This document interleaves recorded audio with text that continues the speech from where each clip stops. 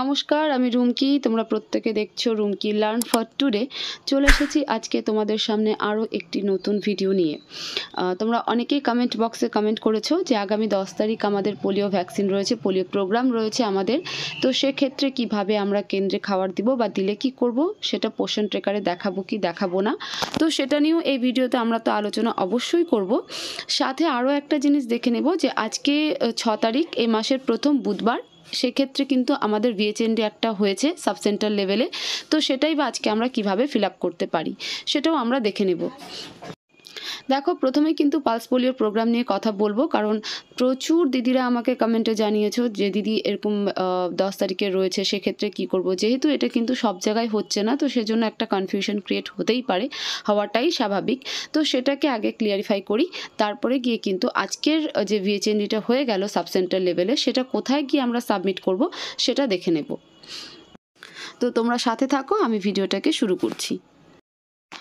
তো দেখো, যেমন আমাদের প্রজেক্টে কিন্তু এখনও কোনো অর্ডার কপি আসেনি বা কোনো নির্দেশনামা আসেনি যে আগামী 10 ডিসেম্বর মানে 10th ডিসেম্বর 2023 একদম এই বছরের শেষ, তো সেদিন পালস পোলিও রয়েছে। এই জন্য কিন্তু আমি তোমাদেরকে প্রথম দিনের ভিডিওতে বলেছিলাম যে এই মাসে 25 দিন কেন্দ্র খোলা থাকবে।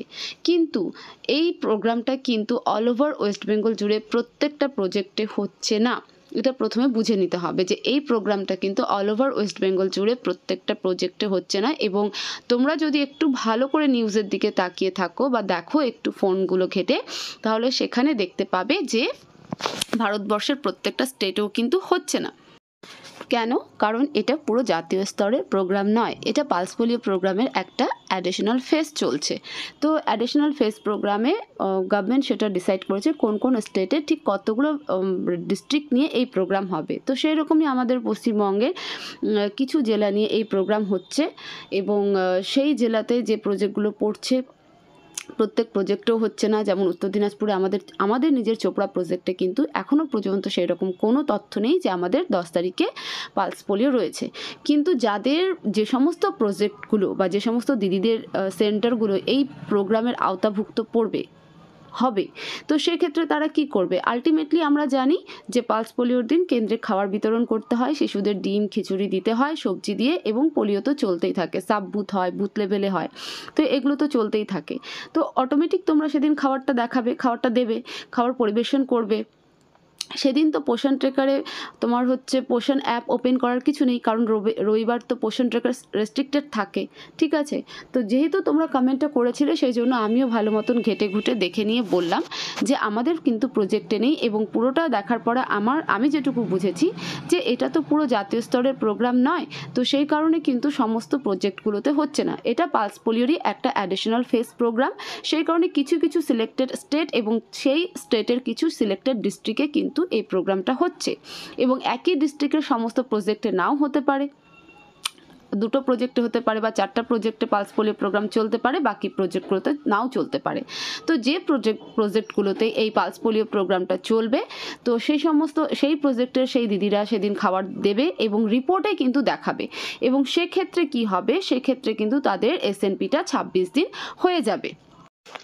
থাকলো পোষণ ট্রেকার, আমি তো বললাম রবিবার দিন আমরা জানি পোষণ ট্রেকার রেস্ট্রিক্টেড থাকে। তো সেক্ষেত্রে পোষণে কিন্তু আমাদের ক্লোজ দেখানোর কিছু নেই, আমরা পোষণ ট্রেকারে কোথাও দেখাতে পারবো না। ইভেন কোথাও পোষণ ট্রেকার কোনো এমন একটা জায়গা নেই যে আমরা পালস পোলিওটাকে সেখানে সাবমিট করতে পারি। কিন্তু আমরা আমাদের রিপোর্ট কপিতে আমাদের হার্ড কপিগুলো যেগুলো রয়েছে, যখন আমরা রেজিস্টার 2 জমা করব, ভাউচার জমা করব, তখন কিন্তু আমরা সেখানে 26 দিন এসএনপি দেখাবো। মানে কারা দেখাবে? যাদের প্রজেক্টে কিন্তু এই পালস পোলিও প্রোগ্রামটা চলবে তারা। আমরা যেমনটা দেখাতে পারবো না, কারণ আমাদের এখানে এই প্রোগ্রামটা চলছে না। আচ্ছা, তারপর 3 নাম্বার যে রেজিস্টারটা রয়েছে, যেখানে আমরা ডেলিকার অ্যাটেন্ডেন্সটা করে রাখি, দিয়ে থাকি, তো সেখানেও আমরা রবিবার দিনকার দেখাবো পালস পোলিও লিখে, সেখানেও অ্যাটেন্ডেন্স দেবো যে কতজন আমাদের এখান থেকে খাবারটা নিল।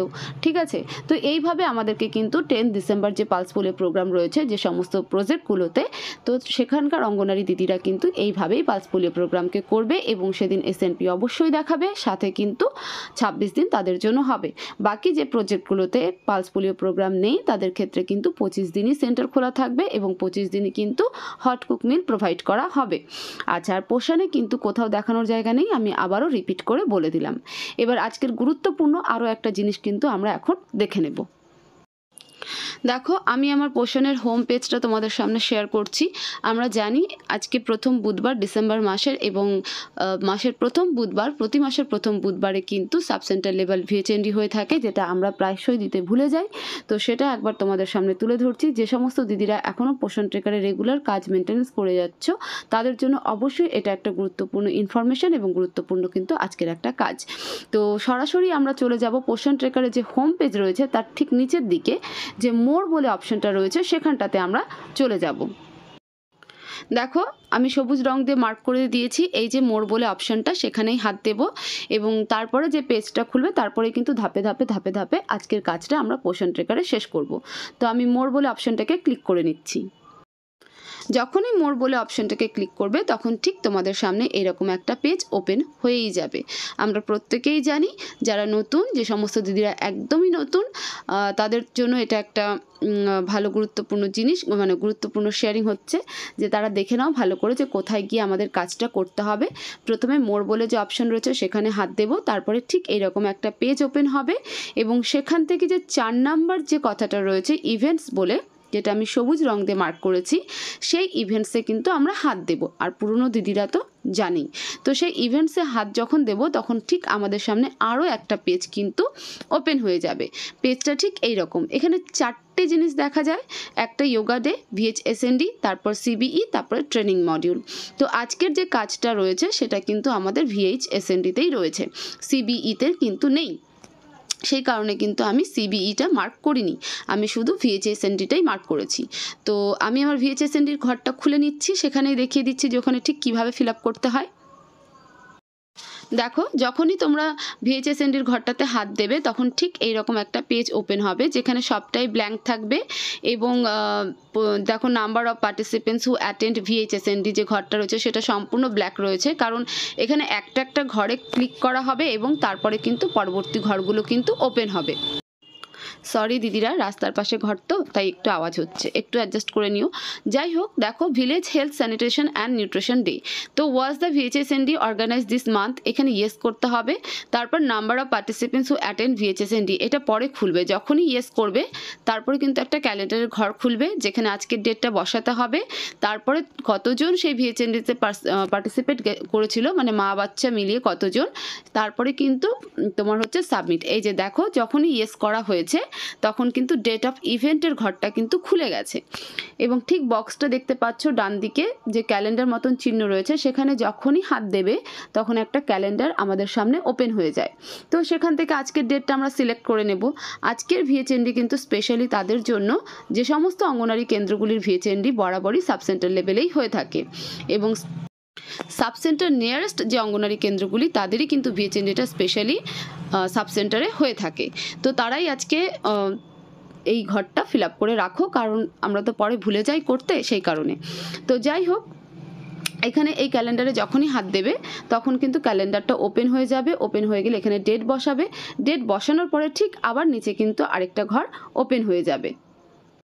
দেখতে পাচ্ছ ঘরটা ওপেন হয়ে গেল, number of participants who attend VHSND। এবার তোমার যতজন মা শিশু আজকে ইমিউনাইজেশন করতে গিয়েছিল তো সেই সংখ্যাটা এখানে বসিয়ে দেবে, 7 জন হোক, 10 জন হোক, 12 জন হোক, যেই কজন হোক গিয়েছিল সেই সংখ্যাটা এখানে বসিয়ে দেবে। তারপর কি করবে, তারপর AWW প্রেজেন্ট অন VHSND, মানে তুমি কি আজকে সাবসেন্টার প্রেজেন্ট ছিলে, যদি থাকো তাহলে ইয়েস দেবে, যদি না থাকো তাহলে নো দেবে। তো তারপর দিয়ে কিন্তু সাবমিট করে দেবে। তো এইভাবে আজকের কাজটা তোমরা করে রাখো যাদের সাবসেন্টার লেভেল VHND হয়ে থাকে। আমি কিন্তু বারবার বলছি আউটরিচ লেভেল নয়, আমি আজকের স্পেশাল ডেটটা কিন্তু সাবসেন্টার লেভেলের VHND-র ক্ষেত্রে কথাটা বললাম। তো সেই দিদিরা কিন্তু আজকে এই ঘরটা ঠিক এইভাবে ফিল আপ করে মানে পোষণ ট্রেকারে সাবমিট করে দিও, যারা পোষণ ট্রেকারে রেগুলারিটি মেনটেন্যান্স করে চলছে এখনও। সেই সমস্ত দিদিরা অবশ্যই, আর পুরো প্রসেসটা আমি আরও একবার বলে দিলাম সেই কারণে যে অনেক দিদিরাই নতুনভাবে কাজ করতে শুরু করেছে, তো তাদের ক্ষেত্রে বোঝার জন্য একটা সুবিধা হয়ে যায়, সেই কারণে কিন্তু পুরো প্রসেসিংটা দেখিয়ে দিলাম। তো এটাই ছিল আজকের ভিডিও। তোমাদের সামনে দুটো জিনিস আমি একটু করে ক্লিয়ার করার চেষ্টা করলাম। এক হচ্ছে 10 ডিসেম্বর যে পালস পোলিও প্রোগ্রামটা রয়েছে সেটা সমস্ত প্রজেক্টের জন্য নয়, অল ওভার স্টেট জুড়ে যতগুলো জেলা রয়েছে সব জেলাতে হচ্ছে না। তো যে সমস্ত প্রজেক্টগুলোতে হচ্ছে সেই সমস্ত প্রজেক্টের দিদিরা সেদিন খাবার দেবে, এবং হার্ড কপিতে কিন্তু 26 দিন তাদের জন্য এসএনপি হবে। যেই প্রজেক্টে কিন্তু পালস পোলিও প্রোগ্রাম নেই সেখানে কিন্তু 25 দিনই হবে। তো ভিডিওটাকে প্রচুর শেয়ার করো যাতে আরও দিদিদের কাছে পৌঁছে যায় এবং তারাও তাদের কাজগুলো সুন্দরভাবে করতে পারে, এবং পোলিও প্রোগ্রাম নিয়ে যে কনফিউশন রয়েছে সেটাও যেন তাদের ভেতর থেকে অনেকটা হলেও ক্লিয়ার হয়ে যায়। তো সেই কারণে ভিডিওটাকে প্রচুর শেয়ার করবে, আর লাইক কমেন্ট করতে তো একদম ভুলবে না। যা কিছু জানার আছে জানানোর আছে সবটাই কমেন্ট বক্সে জানাও, আমি সেখানেই অ্যাভেলেবেল রয়েছি, সেখানেই রেসপন্ড করার চেষ্টা করি আমি।